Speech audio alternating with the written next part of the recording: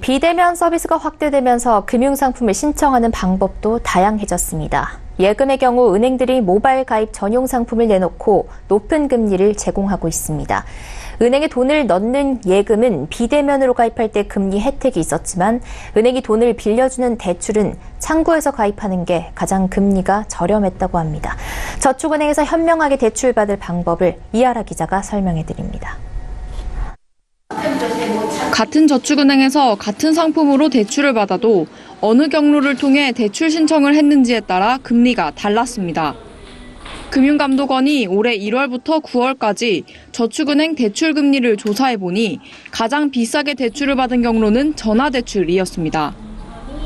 가계신용대출을 전화로 했을 때 평균 금리는 연 21.7%, 창구에서 받았을 때는 연 17.4%로 같은 상품인데도 최대 4%포인트가량 금리 차이가 났습니다.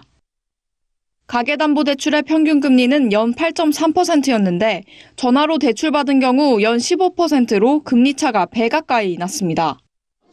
전화대출이 대출금리가 가장 높았고 이어 모집인을 통한 대출, 인터넷 및 모바일 대출 순이었습니다. 창구에서 신청하는 것이 가장 대출금리가 낮은 것으로 나타났습니다.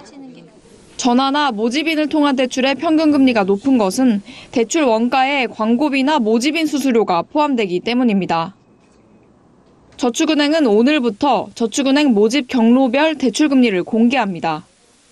저축은행 중앙의 홈페이지에서 대출 경로별 공시를 확인할 수 있습니다. 금융감독원은 앞으로 대출 경로별로 금리 차이가 확대될 수 있도록 금리 산정체계 합리화를 추진하겠다고 밝혔습니다. 현재 모집인 대출과 인터넷 대출에 동일하게 모집인 수수료가 부과되고 있는데 앞으로는 대출 모집인을 통해 판매된 경우에만 모집인 수수료가 대출금리에 반영되도록 하겠다는 겁니다. 서울경제TV 이하라입니다.